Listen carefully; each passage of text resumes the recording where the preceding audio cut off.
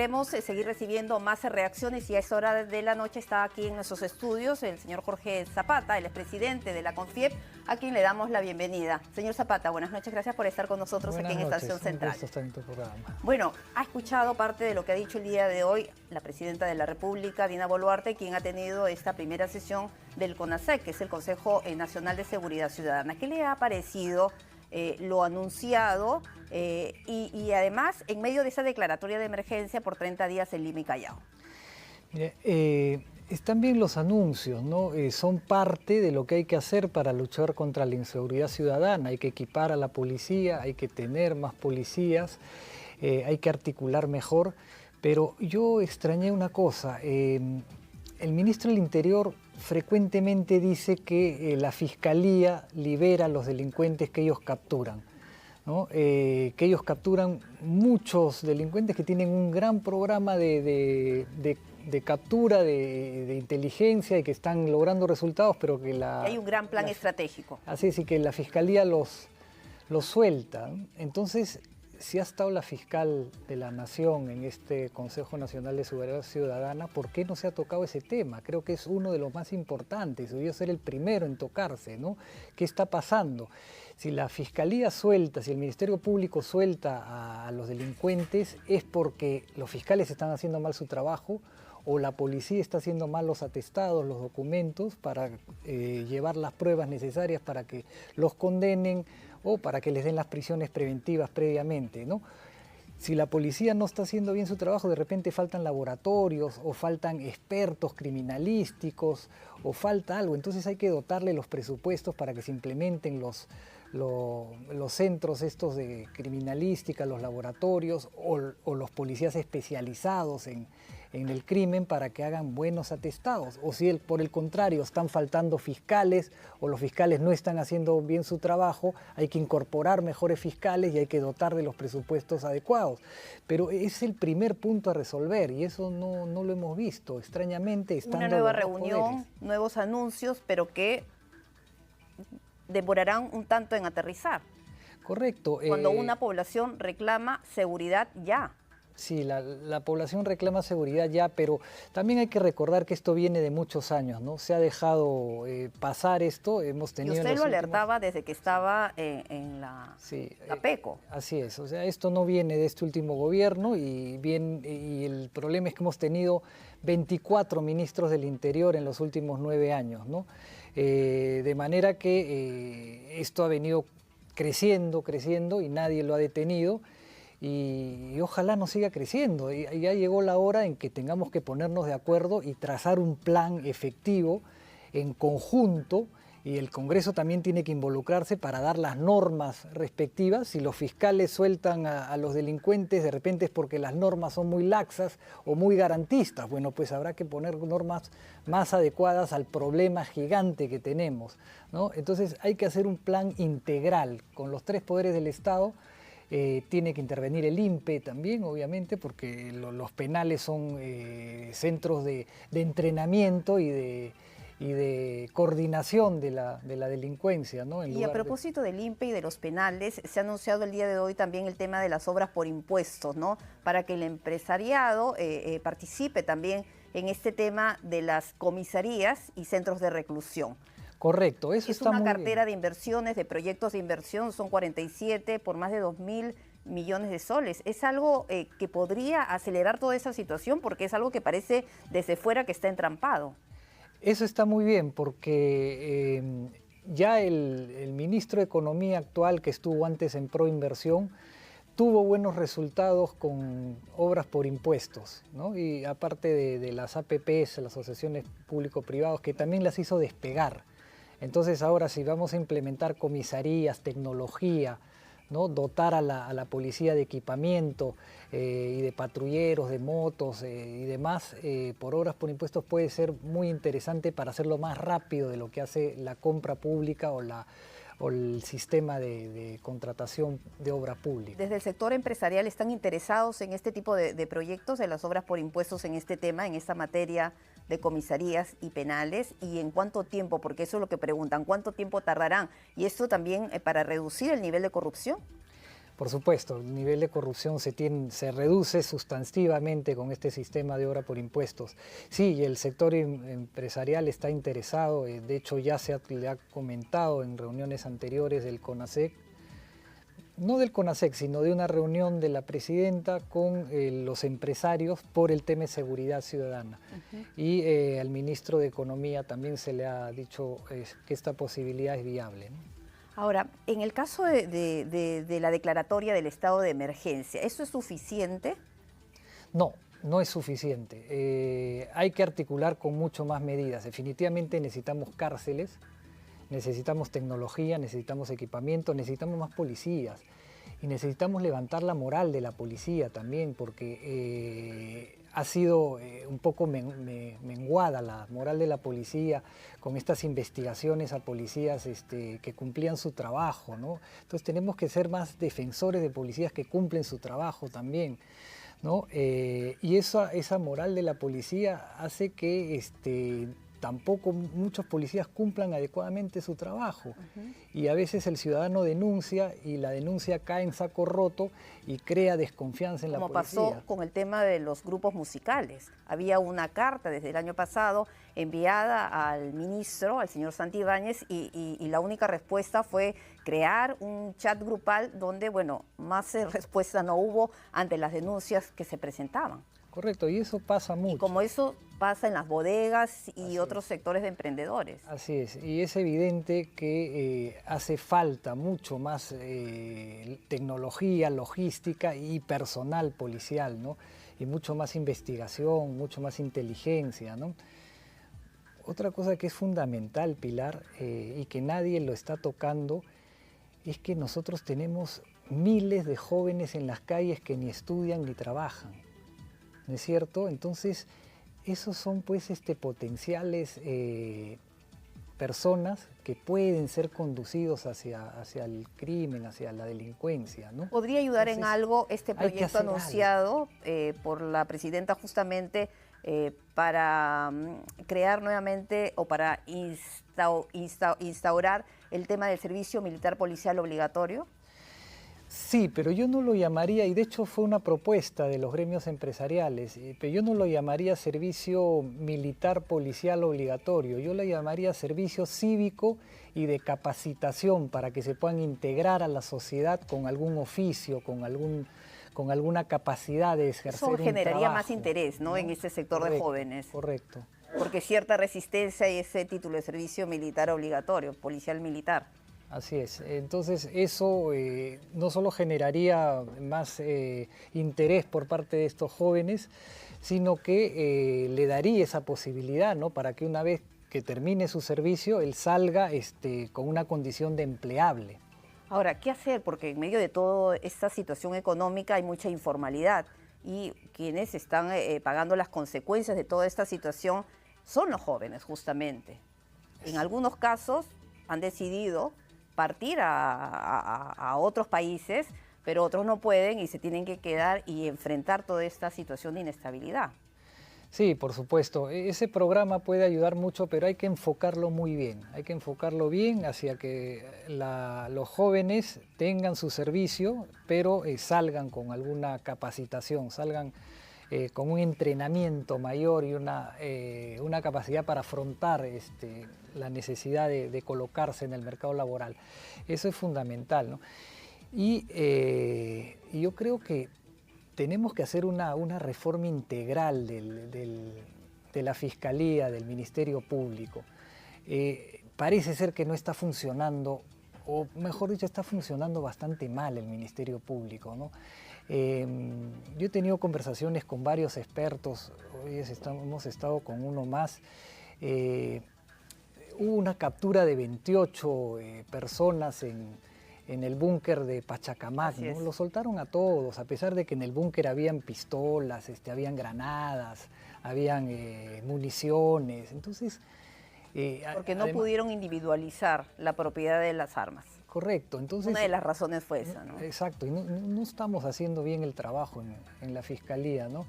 Y hay que escuchar también pues, a la fiscal de la Nación a ver cuál es su problemática, por qué no se está haciendo bien el trabajo ahí. Ahora, pero esa reforma con este Congreso que tiene tan poca aprobación y tan poco prestigio, con este gobierno?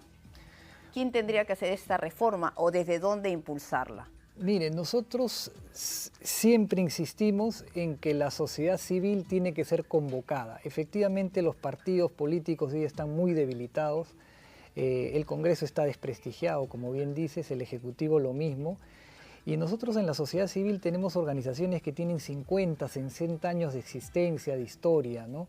Tenemos organizaciones que obedecen a intereses comunes, transversales a toda la organización, no a la cabeza que los dirige, ¿no? Esa es una gran diferencia. Y tenemos alguna vinculación o mucha vinculación con la sociedad civil, ¿no? Los colegios profesionales tienen un gran número de integrantes, por ejemplo, los gremios de trabajadores también.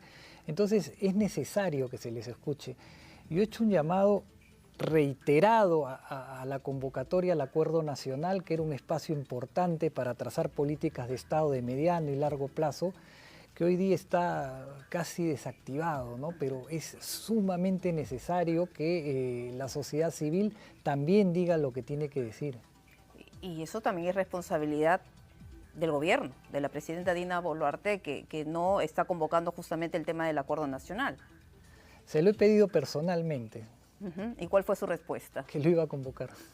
¿Y eso hace cuánto tiempo fue? Eso ha sido en la... Ya como presidente de CONFIEP, sí, porque tiene poco más de 10 días, ¿no? El día de la transmisión de mando se lo pedimos públicamente. Bueno, vamos a ver cuántos días pasa, porque ese es el problema, ¿no? La lentitud en aterrizar las ideas. Se debe ir el ministro del Interior. Ya hay 4 mociones, el día de hoy se presentó la cuarta, el viernes ya se va a votar su situación. Se definiría su situación este viernes. El día de hoy dio un discurso para algunos de despedida, porque hasta agradeció a la presidenta y también al sector empresarial y a los parlamentarios, a la propia policía y a la institución.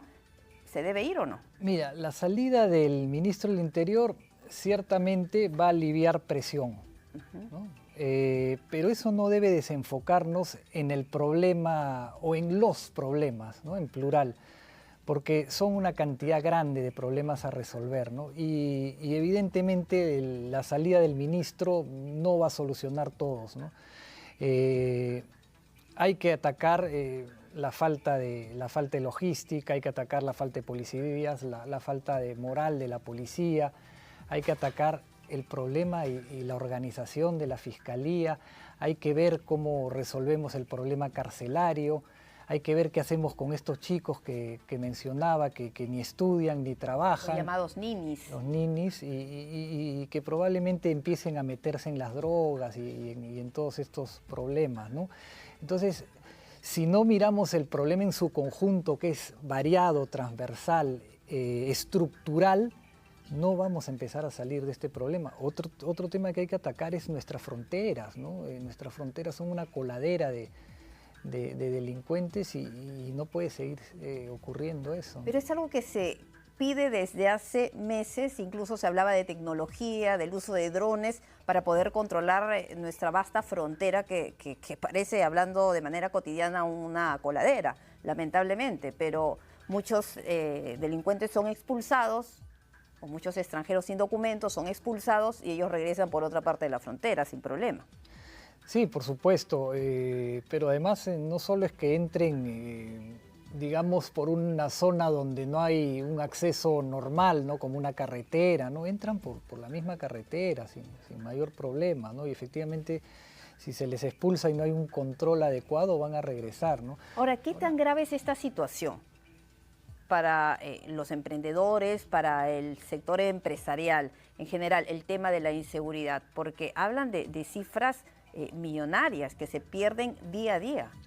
Sí, hay cálculos de que los pequeños comerciantes de todo tipo, ¿no? Dedicados a todo tipo de negocio, pagan o gastan 500.000 soles diarios. ¿En un día? 500.000 soles diarios entre todos, ¿no? Por tener mayor seguridad, por tener, para poder enfrentar a la delincuencia, ¿no? Hay cifras también que dicen que 2.8% del PBI se va en en tratar de controlar el crimen y el crimen, y es lo que afecta el crimen organizado o no organizado a la economía peruana, ¿no? Hay cerca de 13.000 extorsiones por año en los pequeños negocios. Son cifras alarmantes, ¿no? Insostenible. ¿Hacia dónde vamos si no hay un cambio real?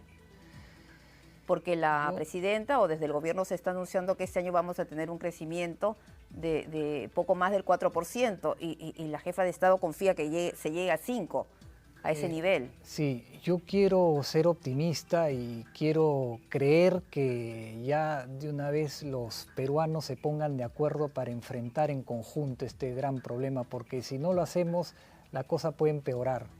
Y vamos a llegar a niveles que está sufriendo hoy día países vecinos como el Ecuador u otros países, ¿no? Creo que tenemos que hacer un gran esfuerzo y tenemos que salir de esto, ¿no? El Perú tiene un gran potencial para crecer económicamente, pero tiene problemas también que resolver, ¿no? El principal, la inseguridad. Es uno de los principales, o el principal quizás. Sí. Ahora, desde la gestión que recién ha empezado, ¿no? Un poco más de 10 días, ¿de qué manera va a enfrentar este acercamiento con el empresario de las regiones, que muchas veces reclaman una mayor atención?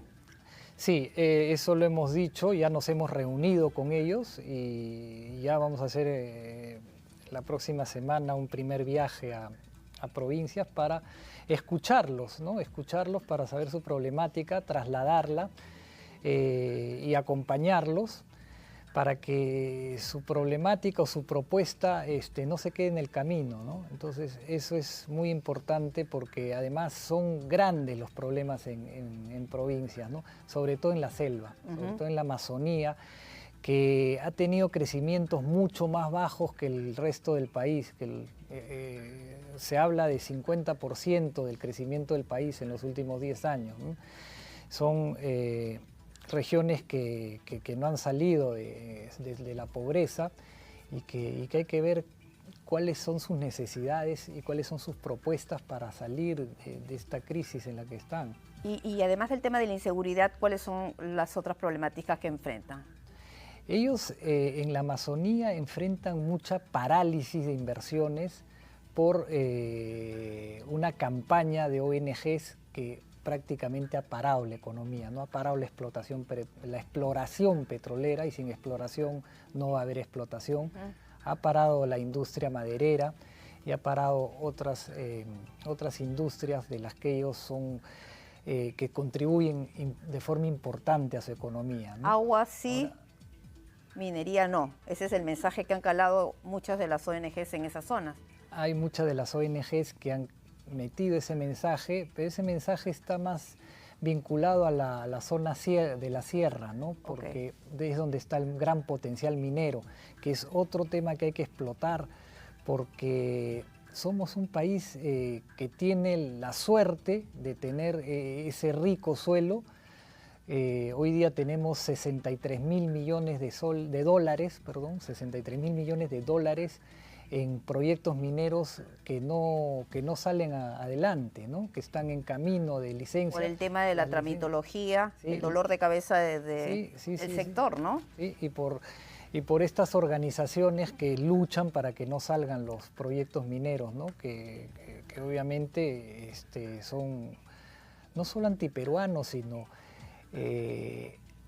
impiden que la gente salga de la pobreza, que es lo más lamentable, ¿no? Y venden ideas muchas veces falsas.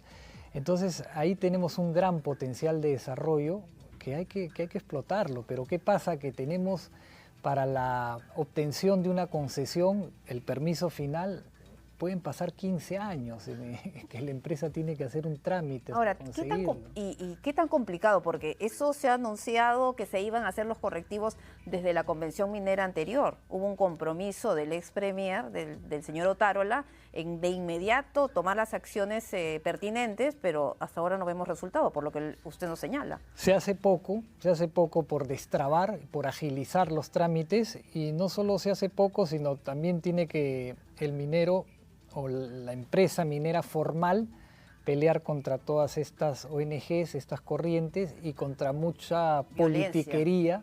mucha politiquería que justamente va y dice van a envenenar tu agua, lo cual es falso, ¿no? Y violencia porque me vino a la mente lo que publicamos el día de ayer en el programa, lo que le ha pasado al campamento minero de la Sauda. Claro, ya si estás en zonas... Totalmente incendiado. Correcto, si estás en zonas donde además de todos los problemas que hemos mencionado, hay minería ilegal, se te acumula un problema más, ¿no? El de violencia de estos mineros ilegales. Ahora se ha anunciado, ¿no?, un aporte de mil millones el día de hoy la presidenta de Cooperación Europea para trabajar contra la minería ilegal. Sí, pero vamos a ver, eso tiene que traducirse en una buena logística y una buena inteligencia, ¿no? Una policía muy bien preparada para que pueda atacar adecuadamente a la minería ilegal. La policía es una parte, hay que trabajar con las unidades de inteligencia financiera, ¿no? Hay que trabajar con la SUNAT, que también tiene que detectar dónde está el movimiento de divisas, de dinero, en grandes volúmenes, que muchas veces no es bancarizado, o que si es bancarizado puede provenir de negocios ilegales, ¿no? Claro, y uno pensaría que todo esto es mucho más sencillo ahora con la tecnología, con la inteligencia artificial, pero aparentemente las herramientas no son suficientes. No, porque desde hace cuántos años se habla de la unidad de inteligencia financiera, de la UIF. Claro, y hay cosas que no se entienden, hay cosas que son sencillas. Los mineros ilegales pueden usar gente informal, gente que la traen de diferentes zonas para extraer el mineral, ¿no? Pero ese no deja de ser un pequeño minero, ¿no? Hasta un minero artesanal, ¿no? Pero hay veces que estos mineros informales tienen pues caterpillars, tienen maquinaria pesada, ¿no? Cargadores frontales, camiones, volquetes para trasladar el mineral y plantas concentradoras o alquilan plantas concentradoras o se la dan a una planta concentradora establecida y eso sí es fácilmente detectable. Entonces no sé por qué eso no se combate eficazmente, ¿no? Eso está a la vista y paciencia de la población, y si está a la vista y paciencia de la población, debería estar a la vista de la policía. Ahora, enormes retos Enorme. para su gestión y para el siguiente gobierno, ¿no? Y también presentamos y hablamos en esta semana con casi 50 candidatos seguramente que van a tener vamos a tener que escuchar todas sus propuestas. ¿Qué tan viable podría ser una situación así? Ese es otro de los desafíos que tenemos, ¿no? Hay que hacer todo lo posible para no llegar a una elección de esa naturaleza. Obviamente va a ser un proceso muy complicado, con 50 candidatos. No nos olvidemos que este 2026 que viene tendremos elecciones generales y tenemos elecciones regionales y municipales. Tendremos una elección para el Senado, ¿no? Y esto puede convertirse en un caos si es que no los partidos políticos, sobre todo, y los que dirigen los partidos políticos, no razonan y no ponen de lado sus intereses, que a veces pueden ser legítimos, pero creo que primero está el Perú, ¿no? Creo que tienen que hacer un esfuerzo para no llegar con esas características de proceso electoral que nos va a conducir, en el mejor de los casos, a un gobierno muy mediocre, porque va a tener muy poco apoyo del Congreso, un Congreso muy disperso. Peor que ahora. Y en el peor de los casos, sí, y en el peor de los casos, pues un gobierno financiado de un candidato financiado por economías ilegales. Como la minería, peores, ¿no? Ilegal. Sí. Eso puede ser muy, muy riesgoso. Absolutamente. Ahora, ¿qué tan riesgoso podría ser eso de que siga ampliando el avance de las actividades ilegales en nuestra política? Pero por supuesto, ese es un gran riesgo porque estas economías ilegales pues compran conciencias, ¿no? Y si no compran conciencias van un paso más allá y tienen sus propios candidatos, ¿no? Sus propios políticos, sus propios actores, lo cual es más peligroso aún, ¿no? Es decir, ya una persona, una autoridad entregada totalmente a una economía ilegal, ¿no? A rendirle cuentas a empresarios entre comillas, pseudoempresarios que viven de las economías ilegales, ¿no?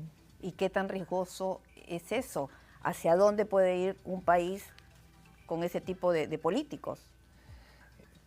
Vamos a ir al caos, obviamente, ¿no? Y vamos a seguir haciendo que nuestras instituciones se vayan debilitando cada vez más. Vamos a tener instituciones corroídas y podemos ir a una sociedad mucho más compleja y peor de la que hoy tenemos, ¿no? Y si esto no continúa, en muchos años podríamos llegar a ser un país fallido, pero yo quiero ser optimista. De hecho, esa es la tarea que tenemos, los gremios empresariales, con FIEP como gremio de gremios, para tratar de articular una plataforma de propuestas, pero que no solo se quede en la propuesta, sino que busquemos que estas propuestas se implementen. Y para eso tenemos que fortalecer a la sociedad civil, porque hoy los partidos están debilitados y la sociedad civil tiene que jugar un rol protagónico. Creo que podemos hacerlo y creo que tenemos que marcar un nuevo camino, que es un camino mucho más esperanzador, porque el Perú tiene grandes potenciales como para salir adelante, como para volver a crecer a ritmos de 8, 7, 9%. Estamos en la cuenca del Pacífico hoy día. Hace 100 años la cuenca del Pacífico era pobre, hoy día es la cuenca más rica del mundo, con más del 40% del comercio mundial. Nuestra costa está ahí, justo alineada a la cuenca del Pacífico. China ya ha apuntado la mirada hacia acá. China ya apuntó la mirada. Tenemos una costa con una tierra muy fértil solamente si se le pone agua, y el agua nos sobra hacia la otra vertiente, ¿no? O en los veranos, cuando llueve mucho, botamos miles de metros cúbicos al agua, No las podemos y almacenar. inundamos nuestras ciudades y no podemos almacenarlas, ¿no? Claro. Hemos hecho 3 o 4 obras de irrigación importantes y con eso hemos multiplicado de forma sustancial nuestra agricultura, nuestra agroindustria, y si lográramos hacer 5 irrigaciones más, podríamos tener una multiplicación aún mayor y tener una costa súper productiva, ¿no? La sierra también tiene su parte con los yacimientos mineros que hay que explotar. Hay 63.000 millones de proyectos en cartera ya listos para sacar el mineral y exportarlo, que transformarían la sierra peruana. Y la selva, por supuesto, que tiene también su potencial, ¿no? Pero hay que empezar a cambiar las cosas, hay que empezar a reconstruir el país, que lo empezamos a destruir hace unos años, ¿no? ¿Hace cuántos años, ya para cerrar la entrevista? Yo creo que hace más o menos 10 años. Así es, todos coinciden. Perfecto, gracias señor Zapata por haber estado aquí en nuestros estudios. Gracias a usted. Bueno,